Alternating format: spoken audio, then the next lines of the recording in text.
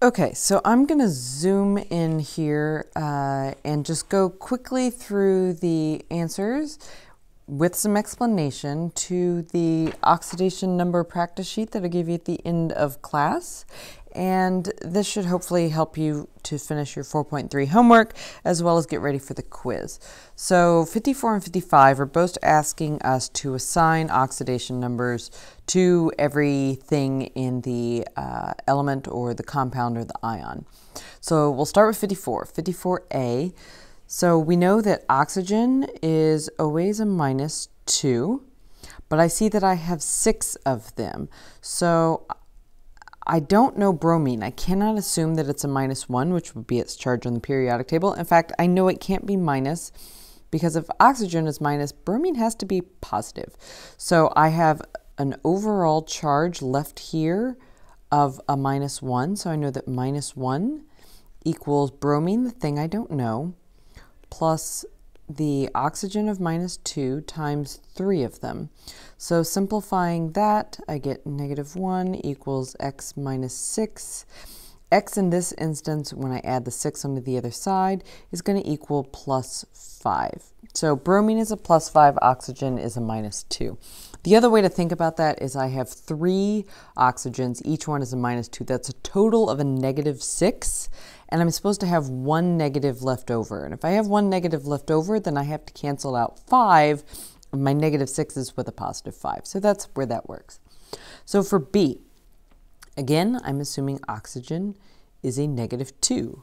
I have 4 -2's, which is a total of -8, but I'm supposed to have a -2 left over. So I can only cancel out 6 things. So the way that's going to look, -2 equals, I'm not going to say x here because I have a 2. So I'm going to say 2x plus -2 times 4. Simplifying that, -2 equals 2x minus 8. Adding 8 to both sides is going to give me 6 equals a 2x. Divide both sides by 2, and carbon here is a +3, which seems like a very strange oxidation number for carbon, and indeed it is. That is the oxalate polyatomic ion, and it is very, very unstable for that reason because it's got the weird +3 oxidation number for carbon. Carbon does not like odd numbers. All right, the next one, fluorine. Fluorine as an element. It exists as diatomic pairs. It likes being that way. So in this instance, fluorine is automatically 0. Moving on to the other side. We would normally say hydrogen is a 1, but I said there is one exception, and that's when it's paired with a metal. Calcium is on the left-hand side of the periodic table, which makes it a metal. So in this instance, hydrogen is a -1, and calcium, since it's a regular metal, will take the exact same oxidation number as its normal charge, so it's a +2. Done. For E, I've got hydrogen, I've got silicon, I've got oxygen. Silicon is not a metal, so it doesn't do this -1 thing like it did in D, so I'm going to assign hydrogen a +1. I'm going to assign oxygen a -2, and that's going to leave me the silicon to figure out. Now there is no overall charge on this thing, so I'm going to say it equals 0. I've got +1 for my hydrogen, but I have 4 of them, plus x for silicon, plus a -2 for oxygen, but there are 4 of them. This simplifies to 0, 4 plus x minus 8. Simplifying that, 0 equals x minus 4. So x is going to equal a +4. And if you look on the periodic table, that makes sense for silicon. It's below carbon, so 4 would seem to be a natural and normal number for its oxidation number. So the last one, F. This is the sulfate polyatomic ion. Oxygen will still take its -2. But if you look, there are 4 of them. 4 times a -2 gives me a -8. I'm supposed to have 2 left over. If I have 2 left over and I have a -8, this has to be a +6. So that's the way I've been doing it out loud verbally for some people. But if we want to do the algebraic way, it doesn't equal 0 here because I've got that ion charge. So -2 equals sulfur, the thing I don't know, so that's X, plus -2 for the oxygen times 4 of them. Simplify, -2 equals X minus 8. Add 8 to both sides, and X is a positive 6. Same thing I did in the red down at the bottom. So that's 54. Now for 55, we're going to continue doing the same thing. So I've got sulfur, I've got fluorine. Fluorine, unless it's an element like it was up here, fluorine's always going to be a -1. So I've got 6 fluorine, so it's a total of -6 charge, right? I've got a total amount of -6 right there. So the sulfur has to be positive, and it's got to completely cancel out that -6, so that's a positive 6. The way to look at it, 0 equals X for the sulfur I don't know, plus a -1 for each fluorine times 6 of them. 0 equals X minus 6. Add 6 to both sides, you get the positive 6. All right, for B, same thing. Let's keep going. Hydrogen, arsenic, oxygen. That's very similar to 54E that had the hydrogen, silicon, and oxygen. And in fact, we will do the same thing. Hydrogen +1, arsenic -2. Oxygen is -2. Arsenic is the thing I don't know, but don't forget this thing does have a charge right there. So I'm going to say -1 equals +1 times 2 for the subscript, plus X for the thing I don't know, plus -2 times 4. I'm going to simplify. -1 equals 2 plus X minus 8. Continue to simplify from there.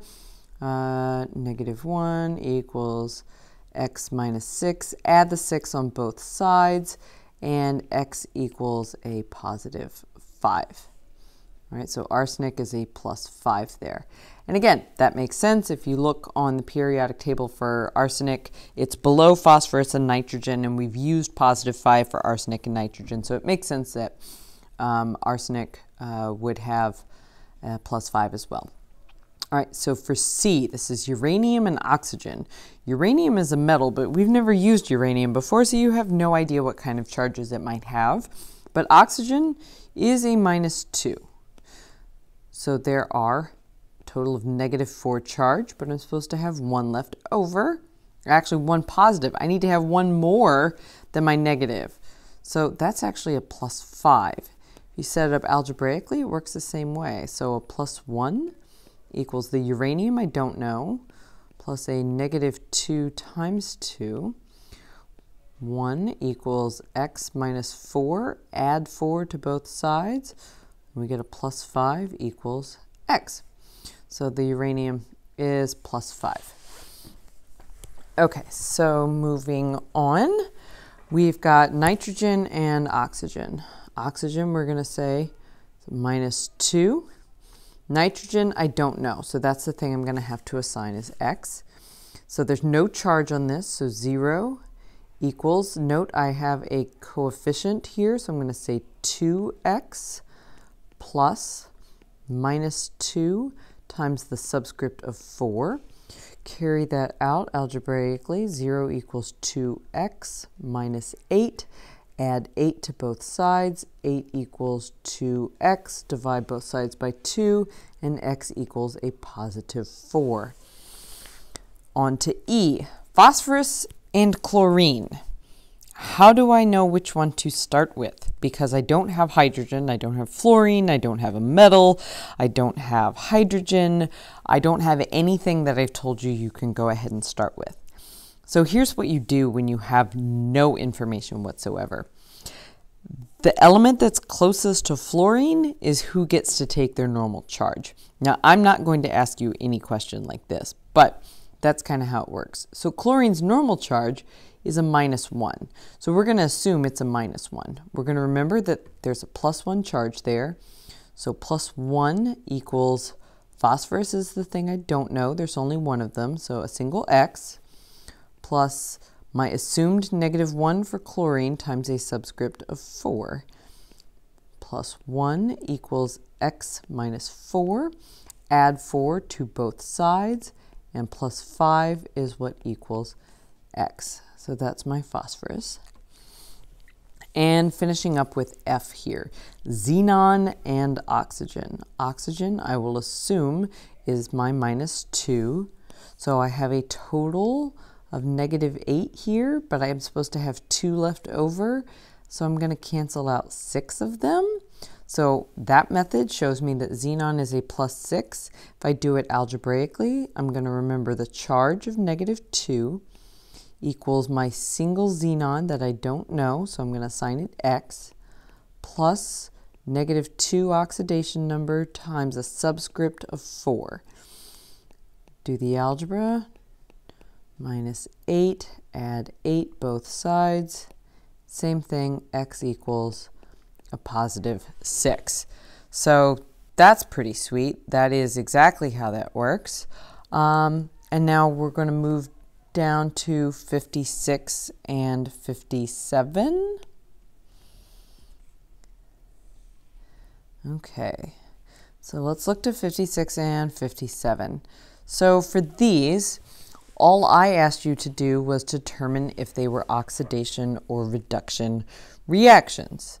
So on the beginning, on the front hand side of this, for the notes, we said that the ones that are always redox are single replacement and combustion. The ones that are never are double replacement and neutralizations. And the ones that are sometimes are synthesis and decomposition. So we can kind of use a little bit of that information to figure out what we have.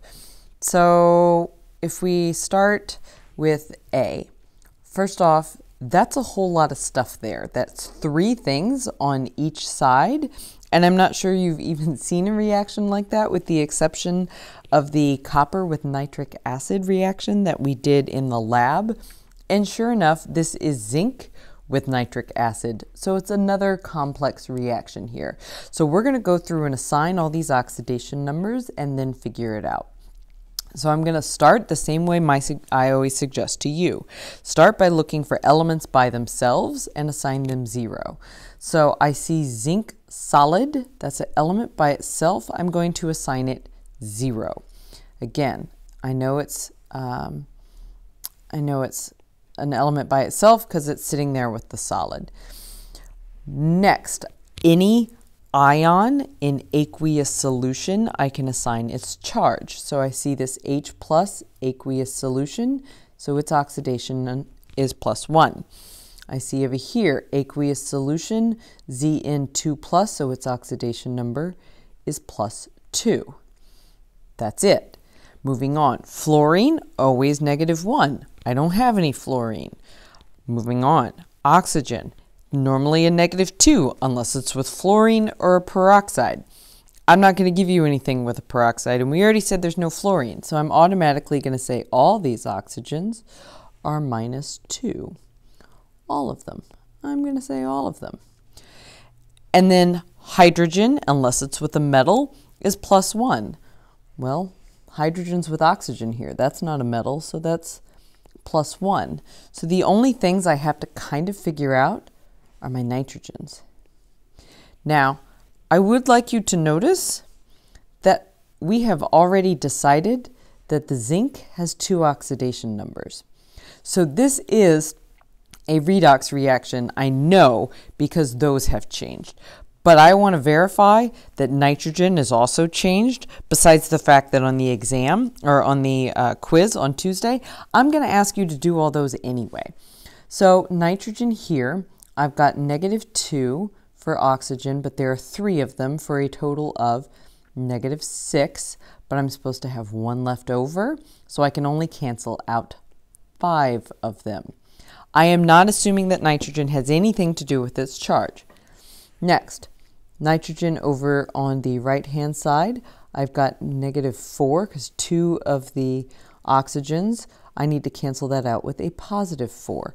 So I have changed my nitrogens as well. So this is a redox reaction because I had a change in oxidation states. So moving on to B. This is a neutralization reaction. Base, acid, makes a salt and water. Neutralization is never a redox. So there we go. So for C, I've got calcium solid plus water making calcium hydroxide plus hydrogen. That's a single replacement reaction. So I know that this should be a redox, but let's verify. So same thing, elements by themselves, I've got calcium, because calcium normally is a solid, and then hydrogen, it's paired as diatomic and it's normally a gas, so it is also 0. That's easy. Moving on through our list, there's no ions in solution. There is no fluorine, so I will go on to oxygen. Oxygen and water is -2. This oxygen in the hydroxide is -2. Moving on to my hydrogen. Hydrogen is a +1. Hydrogen is a +1. And lastly, this calcium. Calcium is a regular metal. It is in group 2. It will take its normal charge for its oxidation number. It's a +2. So who changed oxidation? Calcium. Who else? Hydrogen. Now note, this hydrogen here didn't change. That's okay. It changed from here to here. That's how I know it's redox. All right, so moving on to 57. So in 57, we'll do the same thing. So looking at A, cadmium chloride plus sodium sulfide makes cadmium sulfide plus sodium chloride. That's a double replacement reaction, and double replacement reactions are never redox. Moving on. B, calcium plus oxygen makes calcium oxide. That's a synthesis reaction. It sometimes is, sometimes isn't. So let's assign oxidation numbers. Calcium as a solid, just like in 56C, is going to be 0. Oxygen, it's correctly paired as diatomic and as a gas, so it is also 0. In my compound, oxygen will be a -2, and for the exact same reason as I said up above, calcium, it's a group 2 regular metal, so its charge will be its oxidation number. So I do have a change in calcium going from 0 to +2, and oxygen going 0 to -2, so this is a redox reaction. Now for C, I've got calcium hydroxide plus hydrochloric acid. Base, acid, salt, water. That's a neutralization reaction, not redox. Great. So now I want to move down to the last two problems. And for these, for 58 and 59, I said don't worry about figuring out oxidizing reducing agent. I was like, no. These are redox reactions, but I want you to tell me what is oxidized and what is reduced. So we have to start by assigning oxidation numbers. So for 58A, I've got magnesium and oxygen. That's magnesium as a solid, so it's a 0. Oxygen as a gas, again, O2, that's a 0. The oxygen in the compound is a -2. The magnesium, it's right above calcium, so the same rule applies. Regular metal takes its charge. So I have magnesium going from 0 up to +2. Going up means it's oxidized. I have oxygen going from 0 down to -2. Down is telling me it is reduced, so oxygen is reduced. So moving on to B. C2H4 plus O2, CO2, H2O. I have one element by itself, that's the oxygen. Otherwise, I can assign all hydrogens as +1. I can assign all the oxygens in the compounds as -2. That just leaves me the carbons to have to figure out. So let's look at the carbon dioxide. I've got 2 -2s for a total of -4. So my carbon there has to be a +4. I have 4 +1s, so that gives me a +4. So the carbon over here must be negative. It has to sum to a -4, but I've got 2 of them. So each one is a -2. So who changed? Well, looks like oxygen. The oxygen did, and the carbon did. So let's write it out here. So my carbon went from a -2 up to a +4. That's oxidation. And my oxygen went from a 0 down to a -2. Down implies reduced. The last one on here. Silicon solid, that's an element of 0. Chlorine gas, it's got correct diatomic and it's normally a gas, so that's an element of 0. And then I've got silicon and chlorine. Same thing as up above. There's no immediate obvious thing, so whoever's closest to fluorine gets to keep their charge. That's chlorine here. It's a -1. I have 4 of them for a total of -4. Silicon must be positive. It has to totally cancel out that -4, so it is a +4. So what happened here? Silicon, well, it went from 0 up to +4. Up is oxidation. And my chlorine went from 0 down to -1. Down is reduction. And the last question here, 59. So calcium solid plus hydrochloric acid making calcium chloride and hydrogen gas. So calcium solid is automatically a 0. Hydrogen gas over here, H2, the way it's supposed to be as a gas, is automatically 0.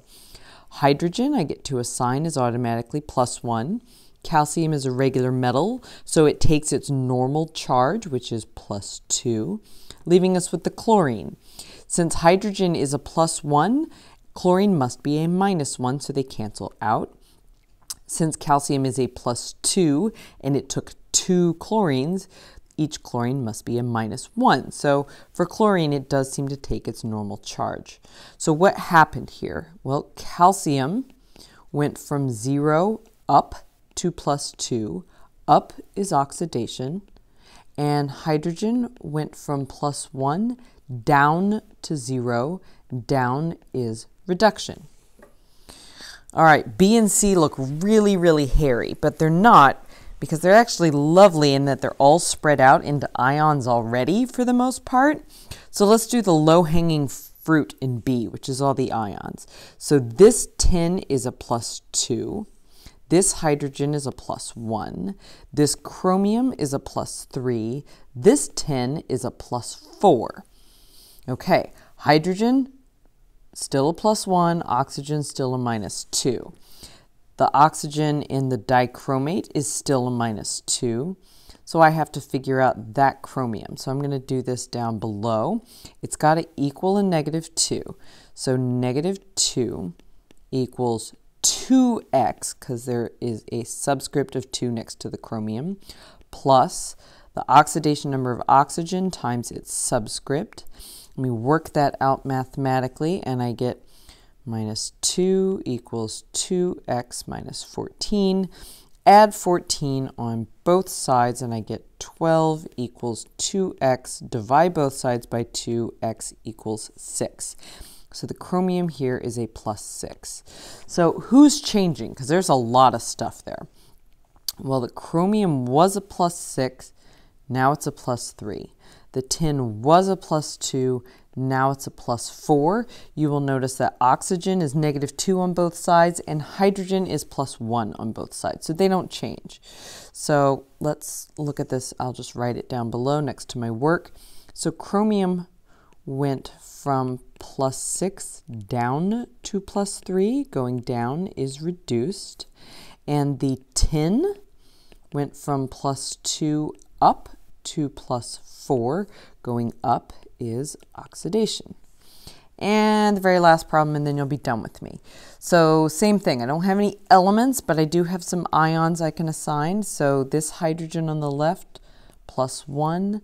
This iron on the right is a +3. I can assign my oxygens as -2, minus 2, minus 2, minus 2. That hydrogen is plus 1. So that leaves me with the sulfur and sulfate, this nitrogen and nitrate, and then both the iron and the sulfur there. So I'm going to start on the right-hand side here. Okay, so this sulfur, I've got -8 from the oxygen, 4 minus 2s. I'm supposed to have 2 left over, so this has to be a +6. So that sulfur is a +6. So for this nitrogen, there is no charge on the nitrogen monoxide. -2 has to directly cancel out with a +2. Onto the reactant side, starting with nitrate. So -2 for the oxygen, but there's 3 of them for a -6. I'm supposed to have 1 left over, so I can only cancel out 5 of them. So that nitrogen is a +5. And then the FeS. Well, we know that Fe can be 2 or 3. Those are its only options. And sulfur, this is an ionic compound, which means it's going to probably keep its normal charge. So we'll assign the sulfur a -2, and we'll assign the iron a +2. So what do I have going on here? Well, I've got a whole lot of stuff. Iron changed, nitrogen changed, sulfur changed. This is a really complex reaction. I would never do this to you on an actual quiz or whatever, but let's just look and see what everything is. So the iron, well, the iron went from a +2 up to a +3. Going up is oxidation. The nitrogen, well, it went from a +5 down to a +2. Going down is reduced. And lastly, the sulfur. The sulfur went from a -2 up to a +6. Going up is oxidation. And you should be able to see here that that sulfur going from -2 up to +6, that's a difference of 8 electrons. This reaction would be like a crazy kind of reaction. It would go really fast, it would go really rapid, because that change in 8 electrons is a whole lot. So that's me working out all of the practice problems. Rewatch as much as you want. If nothing made sense, watch both of the Edpuzzle videos again where they work it out again. Send me emails or come to class early on Monday and I will answer your questions.